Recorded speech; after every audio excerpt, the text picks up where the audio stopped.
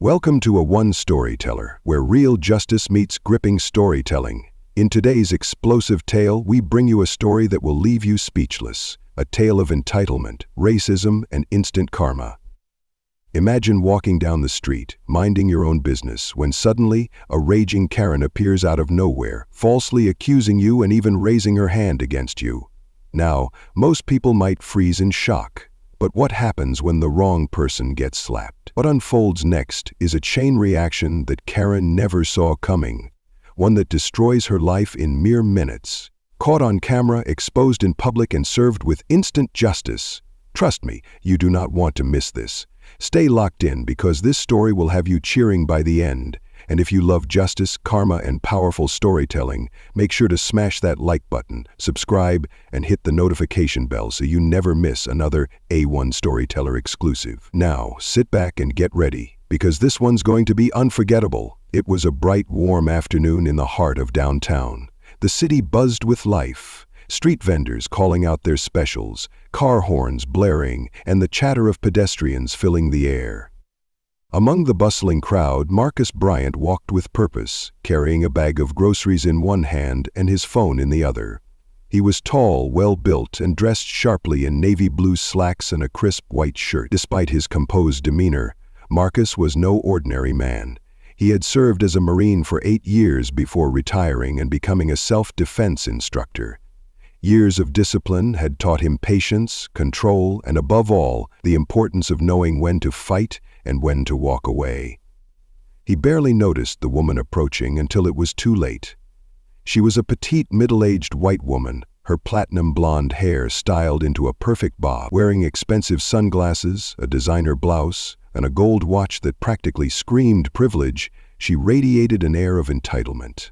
As Marcus stepped aside to avoid brushing against her, she suddenly jerked to a stop and let out a dramatic gasp. "Oh my God, watch where you're going!" she shrieked. Marcus blinked. He hadn't even touched her. "I wasn't," he started, but she cut him off. "You nearly knocked me over. You people are always so reckless." She spat, her voice laced with disgust. Marcus stiffened. "You people?" He could already tell where this was going. A few passers-by slowed down, sensing the tension. A young teenager even pulled out their phone, aiming it at the unfolding drama.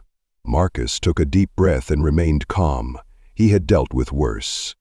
"Ma'am," he said, his voice steady, "I didn't even touch you. Maybe if you weren't standing in the middle of the walkway." Slap! The force of her hand colliding with his cheek echoed through the street. A wave of gasps rippled through the onlookers.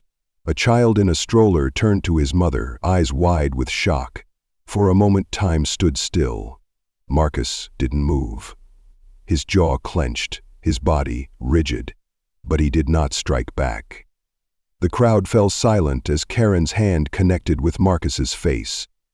The sharp smack echoed in the air, followed by a tense moment where no one moved. Marcus barely flinched. His jaw tightened, his fingers flexed, but his eyes, those deep, calculating eyes, locked onto Karen's with an intensity that sent a shiver down her spine. Karen's smirk of entitlement faded as quickly as it had appeared. People around them gasped, some pulling out their phones. A teenager in a hoodie whispered, "Oh, she messed up bad." A middle-aged woman shook her head. "She's gonna regret that one." Even Karen's own husband, standing just a few feet away, looked stunned. His face turned red, not with anger, but with fear. "Karen, what the hell?" he began, but Karen, fueled by arrogance, scoffed. "What? He was disrespecting me? Disrespecting you?" Marcus's voice was low and controlled, but there was an edge to it that made Karen's confidence waver. "I asked you to step aside," he continued. "You turned that into a whole performance, and then you hit me." Karen crossed her arms. "Oh, please, it was just a slap. Don't be so dramatic."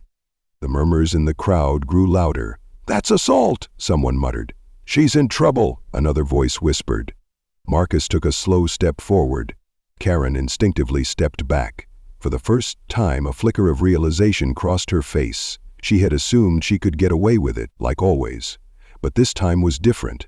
A young black woman with braided hair, holding up her phone, stepped closer. "I got everything on camera." Karen's eyes snapped to her. You can't record me?" The woman raised an eyebrow. Actually, I can, and I did. Another voice cut in, an elderly man with a cane. I saw the whole thing. You assaulted him, young lady.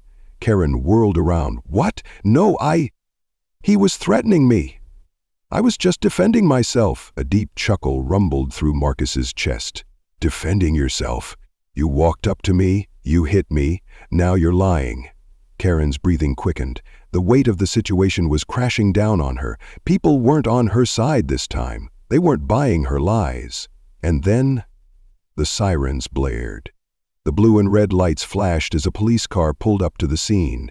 2 officers stepped out, one male, one female, both with serious expression. The crowd instinctively parted, their phones still rolling. Karen straightened her back, forcing a few fake sniffles. Officers, she cried, rushing toward them. Thank God you're here. This man, she pointed at Marcus, tears welling up in her eyes. He attacked me. The male officer raised an eyebrow. Attacked you? Karen nodded frantically. Yes, he was aggressive. He was in my face. I felt threatened, so I had to defend myself. Marcus folded his arms, his expression unreadable. The female officer glanced at the crowd, then at the young woman with the phone. You recorded this? Oh yeah, she said, holding up the screen. The whole thing. Karen froze. Her fake tears dried up instantly. The male officer took the phone, watching the footage.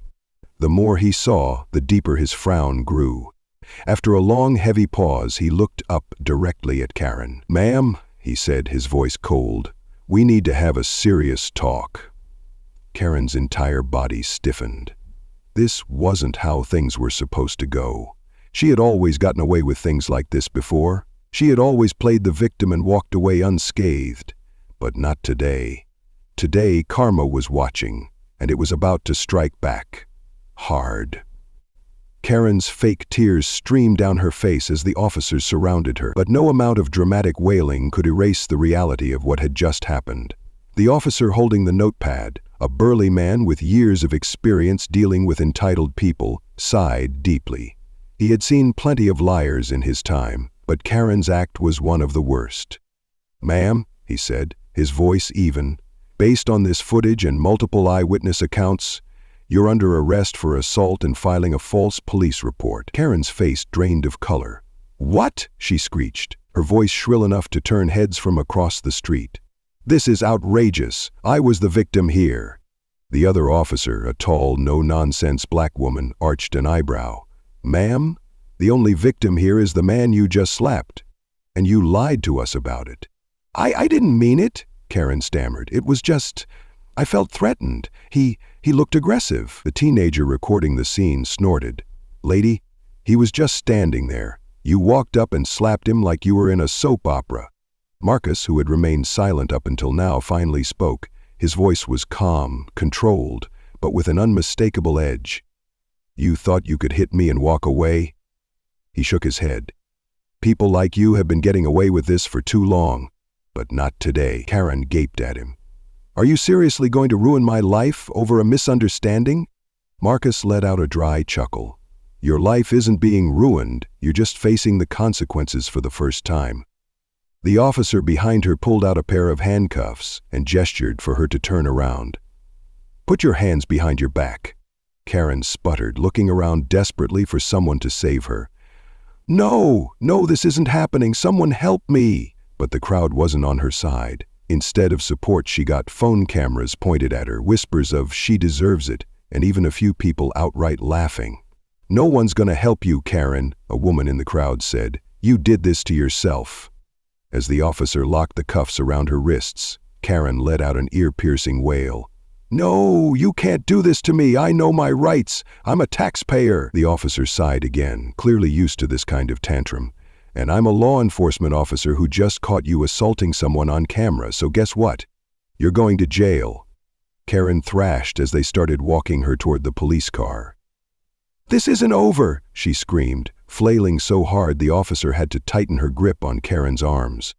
I have friends in high places. I'll call my lawyer. You'll all regret this. The officer ignored her and shoved her into the back seat, slamming the door shut with finality. The moment was met with thunderous applause. The crowd cheered, people high-fived, and someone even yelled out, Karma is beautiful. Marcus simply exhaled. He hadn't thrown a single punch, hadn't retaliated, hadn't even raised his voice. Yet justice had been served, and it was all caught on camera for the world to see. The viral aftermath. As the police cruiser pulled away, Karen's wild screaming could still be heard through the closed windows. Marcus picked up his groceries, his face unreadable. He wasn't angry anymore. He was just tired. Tired of people like her. As he turned to walk away, the teenager with the phone called out to him, "Dude, this is gonna go viral!" Marcus smirked. Good. And it did. By that night, the video had already racked up millions of views, with headlines like, "Karen arrested on sight, instant karma served, racist woman lies to cops gets humiliated instead, justice in 4, watch this Karen's entire life fall apart in minutes." Marcus scrolled through the endless comments as he sat on his couch that night. This was satisfying to watch. She thought she could get away with it. Guess again, Karen. Not all heroes wear capes. Some just stand their ground. Marcus chuckled and shook his head.